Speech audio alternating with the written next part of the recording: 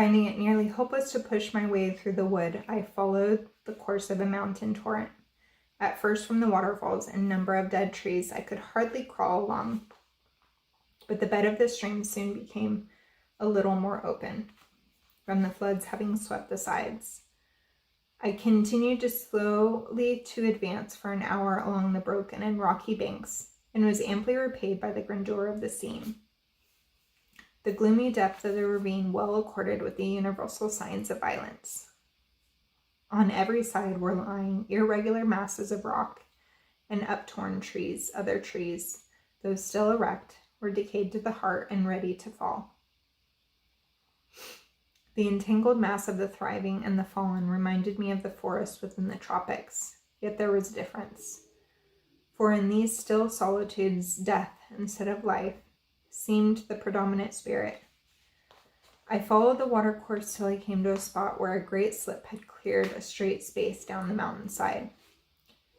By this road I ascended to a considerable elevation, and obtained a good view of the surrounding woods. The trees all belonged to one kind, the Fagus batiloides. For the number of the other species of the beech of the wintry bark is quite inconsiderable. This tree keeps its leaves throughout the year, but its foliage is of a peculiar brownish-green color with a tinge of yellow. As the whole landscape is thus colored, it has a sombre, dull appearance, nor is it often enlivened by the rays of the sun. Strait of Magellan, December 21st. The Beagle got under way, and on the succeeding day, favored to an uncommon degree by a fine easterly breeze, we closed in with the Bonnevelts and running past Cape Decet with its stony peaks. About 3 o'clock doubled the weather between Cape Horn. The evening was calm and bright, means of judging of the distance, how the mountain appeared to rise in height. The Fuegians twice came and plagued us, as there were many instruments, clothes, and men on shore. It was thought necessary to frighten them away. The first time, a few great guns were fired when they were far distant. It was most ludicrous to watch through a glass that the Indians, as often as the shot struck the water, take up stones, and as a bold defiance throw them towards the ship, though about 1.5 miles distant. A boat was then sent with orders to fire a few musket shot wide of them. The Fuegians hid themselves behind the trees, and for every discharge of the musket they fired their arrows. All, however, fell short of the boat, and the officer, as he pointed at them, laughed. This made the Fuegians frantic with passion, and they shook their mantles in vain rage. At least seeing the balls cut and strike the trees, they ran away, and we were left in peace and quietness. On a former occasion, when the Beagle was here in the month of February, I started one morning at 4 o'clock to ascend to Mount Tarn, which is 2,600 feet high, and is the most elevated point in this immediate neighborhood. We went in a boat to the foot of the mountains, but not to the best part, and then began our ascent. The forest commences at the line of high water mark, and during the first 2 hours I gave overall hopes of reaching the summit. So thick was the wood that it was necessary to have constant recourse to the compass for every landmark, though in a mountainous country was completely shut out. In the deep ravines, the death-like scene of desolation exceeded all description. Outside, it was blowing a gale, but in these hollows not even a breath of wind stirred the leaves of the tallest trees. So gloomy, cold, and wet was every part, that not even the fungi, mosses, or ferns could flourish.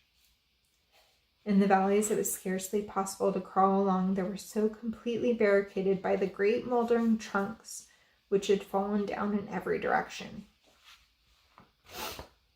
When passing over these natural bridges, one's course was often arrested by sinking knee-deep into the rotten wood. At other times, when attempting to lean against a firm tree, one was startled by finding a mass of decayed matter ready to fall the slightest touch. We at last found ourselves among the stunted trees, and then soon reached the bare ridge which conducted us to the summit. Here was the view characteristic of Tierra del Fuego: irregular chains of hills, mottled with patches of snow, deep yellowish-green valleys, and the arms of the sea intersecting the land in many directions.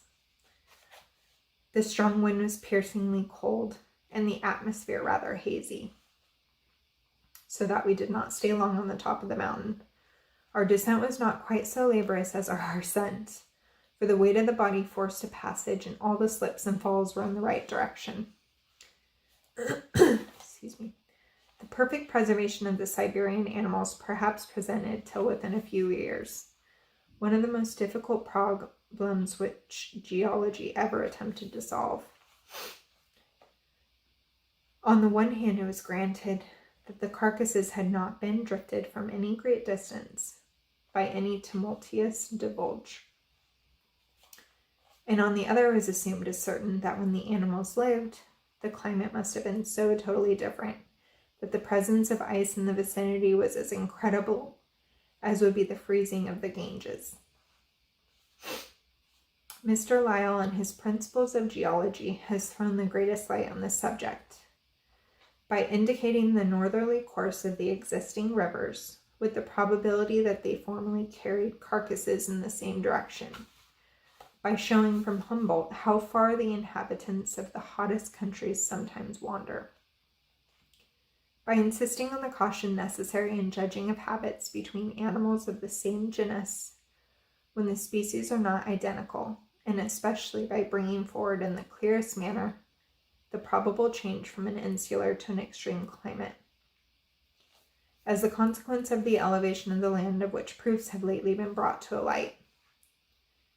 In a former part of this volume, I have endeavored to prove that as far as regards the quantity of food, there is no difficulty in supposing that these large quadrupeds inhabited sterile regions, producing but a scanty vegetation.